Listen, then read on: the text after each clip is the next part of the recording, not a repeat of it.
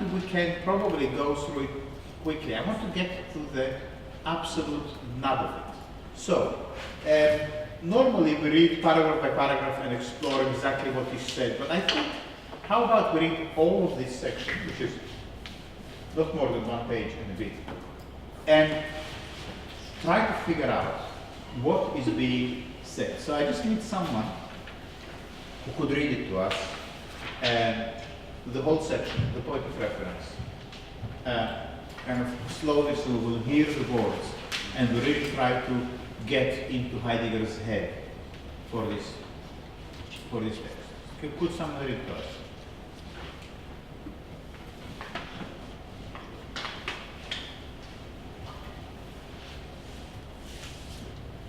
Anyone?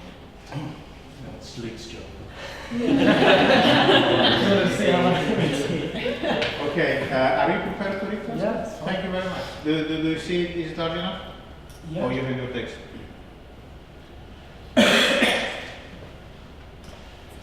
The point of reference. All distances in time and space are shrinking. Places that a person previously reached after weeks and months on the road are now reached by airplane overnight. What a person previously received news of only after years, if at all, is now experienced hourly over the radio in no time. Germination and flourishing of plants that remain concealed through the seasons, film now exhibits publicly in a single minute. Film shows the distant cities of the most ancient cultures as if they stood at this very moment amidst today's street traffic.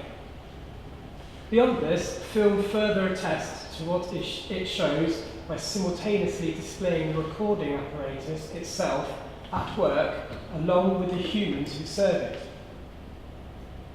The pinnacle of all such removals of distance is achieved by television, which will soon race through and dominate the entire scaffolding and commotion of commerce.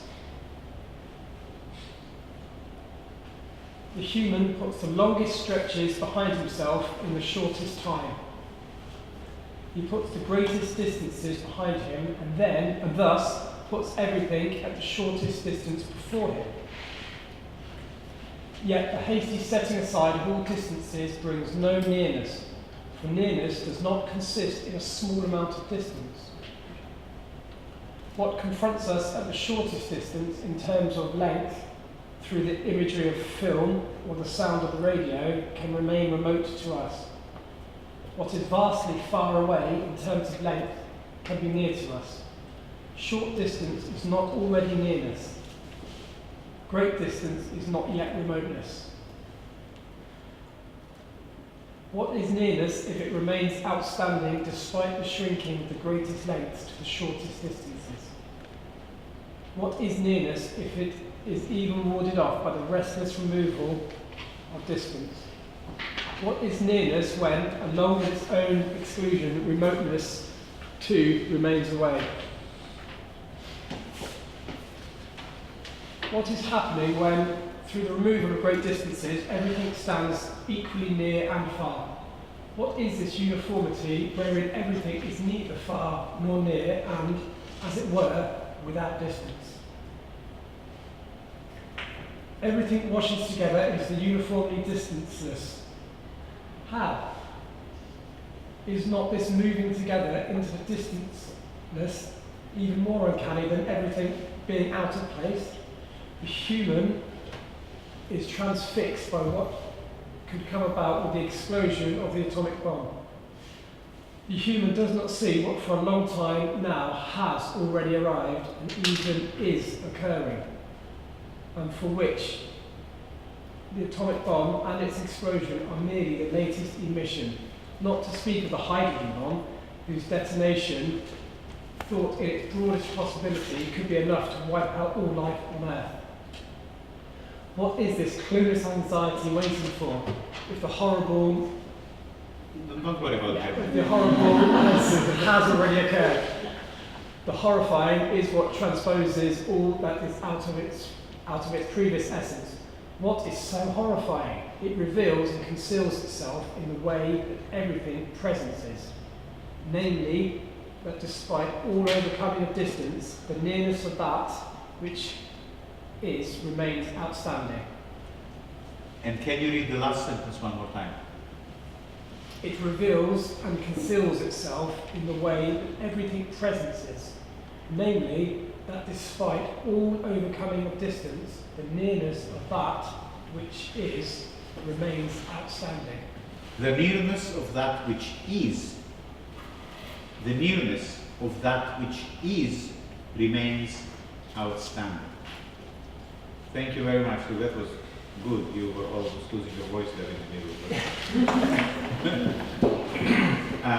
But it was fantastic to hear that read aloud. Okay.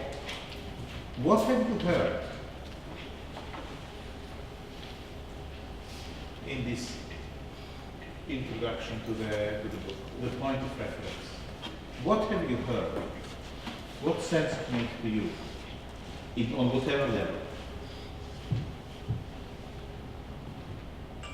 And maybe no sense at all, didn't mean anything, didn't touch me at all. That's also absolutely fine. Technology is removing distance, but then something else. Technology is removing distance. What does it mean? Well, everything's becoming more immediate. Yeah. You can go to the States overnight. You can Skype and be with someone in an intimate conversation, and they're on the other side of the world. Yeah. So technology, and that is kind of a common sense thing. The technology shrinks distances. You know, I can be on the plane this afternoon, and I can be, with my sister who lives, on the other side of the world by dinner time. You know, and just think what it would be at stake to do that 100 years ago or 50 years ago. It would be almost like inconceivable to do that. Yeah. So distances shrink. Yes. So this is also not a literal distance. It's a conceptual distance. It's a theoretical distance. It's a temporal distance. Yes. It's a cultural. It could be. It's a very amorphous thing. It's very conceptual. Well, that's right. Technology shrinks not only physical distances but also cultural, geographic. Yeah, because multinationalism, for instance, means that everyone is kind of living together. What Marshall McLuhan famously named the global village. What does it mean, the global village? It means that everything is somehow feels that we are so close to each other, that we are connected, we are gossiping about things that happen, many thousands of miles away, as if they are just here in front of us. So this is the shrinking of the distance that he is talking about. So you're right. Also, that is the technology, and that is first move. Technology shrinks distances. It not only it also shrinks distances in terms of history. It brings us, the building of the pyramids. We can see it on the silver screen. Yes. But also how this changing distances changes like our experience of things and how we relate to things, conception, conviction. That's right, yes.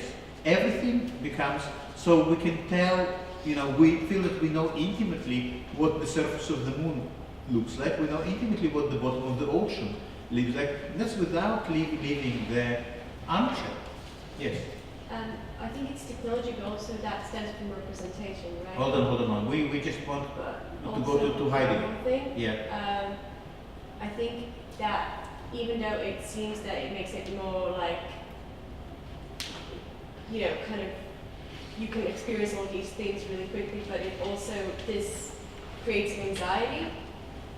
And where Heidegger speaks about anxiety? It can lead to violence. Where Heidegger speaks about violence? The second thing. Yes. The atomic bomb. Yes, but before we jump, I think it's true, but it's just too quick the move. I want to figure out exactly. So the first step Heidegger puts on the table is that technology, and especially it's actually interesting, film technology is talking about. Imaging technology, yes, so it should be quite interesting for people who work with images. Film, photography, television, the internet. It seems it shrinks all the distances. Yes. But it creates, I was going to say, the next thing that it does is creates the illusion of nearness, but because distance and nearness are very conceptual, allegorical entities, they're not equivalent, they're not linear. So nearness is not defined by how short the distance is. Okay, that's right. Yeah. And where does it say that? Can you point out where it says exactly that? Yes, somewhere. He says it. Short distance, this is page 1, second paragraph. Page last 3, yeah? sentence. Oh, I mean, yeah. Page 3 and second paragraph. Second paragraph, last sentence. Short distance is not already nearness. Great distance is not yet remoteness. Excellent. Yes. And so that is the second move. First move, modern technology, modern science, or in other words, this age of reason that we were talking about so much last week, shrinks all the distances. And yet, he says, we are not really nearer anything. This shrinking of distances is not the same as getting close. In fact, this shrinking of distances establishes a kind of uniform remoteness. Now, yesterday, on Tuesday, we spoke about exactly the same thing through slightly different terminology. Do you remember what it was? Starting with S. No. Descartes, cogito ergo sum. What Descartes puts at the core of his philosophy? Subject and object, yeah? Yeah, that's right, yeah. We spoke about exactly the same thing in terms of subjectivity. For Descartes, you comprehend the world as through your thought. It's thought that validates your existence. What kind of thought? Rational thought. Cogito ergo sum, I think, I doubt, therefore I am. Do you know Rodin's famous sculpture, Thinker? Sort of, yeah? That's exactly cogito. That's the thinker. He is sitting there, with this massive big head, contemplating the world. Yeah? Now, that's fine, but this contemplating the world, as Heidegger was saying in the Age of the World picture essay, when the world is contemplated, you can only contemplate it as an image. Because the thinker, he just sits there. He's not doing anything. He's not plowing the field. He's not pulling water from the well. He's not dealing with any other human being. He just sits and thinks. Yeah? So he is already removed from the world. He's removed from immediate experience. Yeah? So when you contemplate the world intellectually, rationally, representationally, you can only do that by creating a distance between yourself and the world. It is the same distance that he's talking about here when he says that short distance is not already nearness, great distance is not yet remoteness. So what is all this age of technology, with all its advances in speed and communication, doesn't bring us closer to each other, doesn't bring us closer to being, to the world. In fact, it establishes the other and the world as uniformly distant. And that is very important. What is happening when, through the removal of great distances by technology, yes, everything stands equally near and far. What does it mean? I think this is a very interesting. Everything stands equally near and far. When I speak to you on Skype, yeah, it doesn't matter whether you are in the next room or on the other side of the world. In terms of my experience of your face on the computer screen, the distance is exactly the same.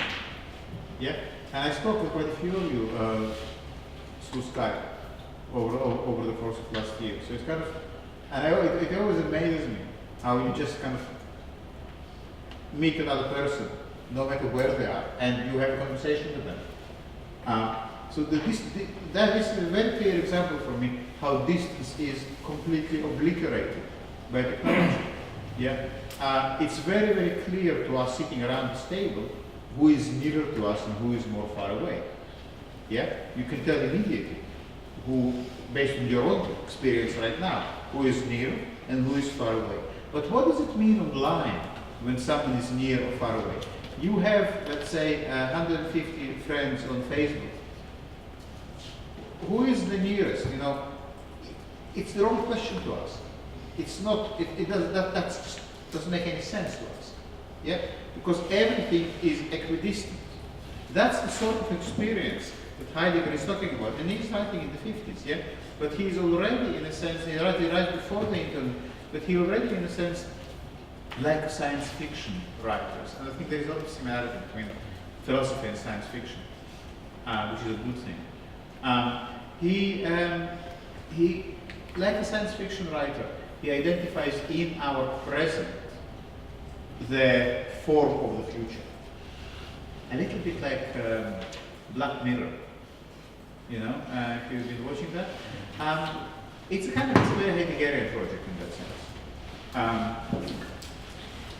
On some other levels as well.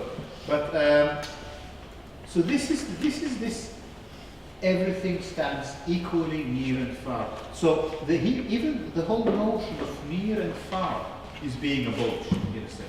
Yeah, we lose the sense of what is near and what is far. What is this uniformity? Is that a bad translation? Because he's using nearness in a different way. He's using nearness in a kind of cunning sense to mean true understanding. When are you using nearness in there? Well, everything sounds equally near and far, whereas he's talking about we're actually not getting near things because we're getting closer in distance terms. So he's using nearness and remoteness in a different way. He exploits he puts the same word in different situations and different meanings. That will say, yeah, he does it all the time.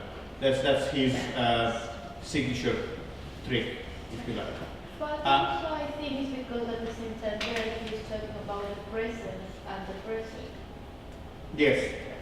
At the same time. So that's why he used near and far at the same time, because the fact that you can be Well, he makes us understand that nearness and closeness are not the same thing. Yeah, just as later on when we read another essay of his, Question to Psychotechnology, we will see that to be correct and to say the truth is not the same thing. That truth and correctness are for Heidegger different. He would often kind of split the word in two to show you how language, as he says, is basically the house of our experience. But what is interesting in the next paragraph is that he says that everything washes together into the uniformly distanceless, yeah, which basically is this notion we spoke about earlier, that all distances get obliterated. And here he says that it's this loss of the sense of nearness, it's loss of the sense of distance, it is uniformity that is this uniformity is already arrived and is already occurring, and this uniform distance between us and our world, it already happened. And as he says, in a sense, he says, you sit here fearing the atomic bomb and fearing the annihilation it might cause, not realizing that this annihilation has already happened.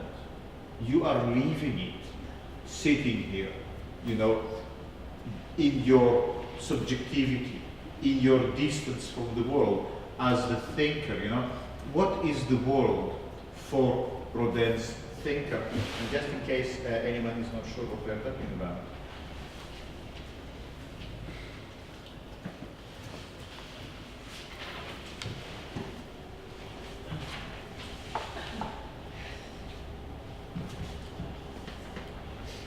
Yeah? What is the world for the thinker? The world for the thinker, what is it? Is it the sun, the earth, the moist land, you know, the grass? It's none of these things. It's an image. Yeah. We also have a sculpture, often a kind of a statue to Newton in front of the British Library, which is kind of similar. Do you see that? Newton is sitting there with his compass, drawing something on the similar idea. You know, you're drawing something. You're basically calculating. It could be the galaxies. It could be a virus, but you are calculating. You are mapping something. You are conceptualizing something, and in a sense, Heidegger is saying, or you might be sitting there and thinking about, the atomic bomb that might fall down and destroy everything. And Heidegger says, but for you, everything is already destroyed, because everything for you is already a picture or a file or data or a diagram or a map. You know, your world is already gone. And interesting. But why is that destruction? That's still something. Images and representation are something. They are something. And what was the question? So why is that the destruction of a world? It's just a different world.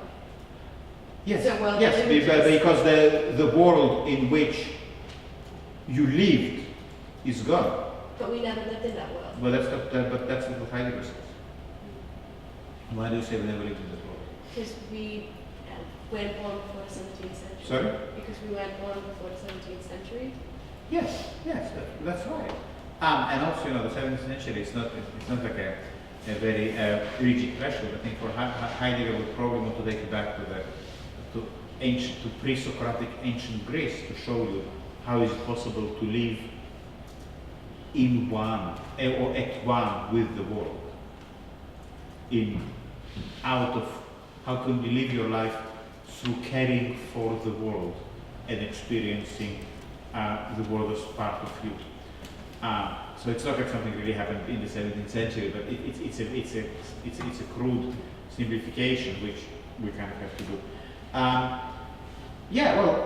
But what he says is that people think that the bomb will fall and our world will get destroyed, and he kind of says, well, your world is already destroyed. That's what he says. Now, and then the last paragraph. So the question is, what is this thing that he says, the horrifying? The horrifying or the disaster. I mean, it's very important because we are often told in the news about the disaster, the horrifying that will happen. And it could be SARS, or it could be the Zika virus, or it could be a financial crash, or it could be a nuclear war, or it could be a cyber attack. Yeah? So the horrifying is always about to happen. What is interesting in the way Heidegger makes us think about it, he says, in a sense, sitting there waiting for the horrifying to happen is the horrifying. The horrifying is not that which will happen. Is you expecting it, this is the horrifying. Yeah, it is happening right now in you waiting. Which I think is a great thought. The French philosopher and writer Maurice Blanchot has a book that's called Writing the Disaster, which is all an elaboration of this point. And there he says, waiting for the disaster is the disaster. It's a lovely book. Writing the disaster, yes. So would I be incorrect in what I initially assumed, that the horrifying is sort of, the Freudian uncanny, or rather a cognitive dissonance produced by thinking that, like assuming that nearness is the shortness of distance, but having nearness be constantly out of grasp? Yeah, I mean, and you're right bringing Freud here, because I think to some extent he is talking here about some Freudian notions, the uncanny definitely, but But I don't think cognitive dissonance here is helping, because this is that's you know, we need to figure out what this cognitive thing actually means according to Heidegger. But yeah, I want you to pay attention to the last sentence before we move on. The nearness of that which is remains outstanding. In a sense, is here needs to be italicized, because that's where the that's where the accent falls. The nearness of that which is, what is? This is. This is. This is. The nearness of that which is remains outstanding. Outstanding means not like, oh, that was outstanding achievement, but outstanding, standing outside of us. The nearness, and it's a very nice translation, I think. The nearness of the things is outside, is inaccessible to us. What is outside of us? Nearness. What we don't have access to? Nearness. What is far away from us? Nearness. You see? What is the thing which is the most far away? What is the thing that is the hardest thing to grasp? The one that is the nearest to you. Yeah. What you cannot have? That which is around you. That which is already yours. Yes. Is that because he's saying it's not a representation? Well, he's saying that is the case because we view the world as a picture.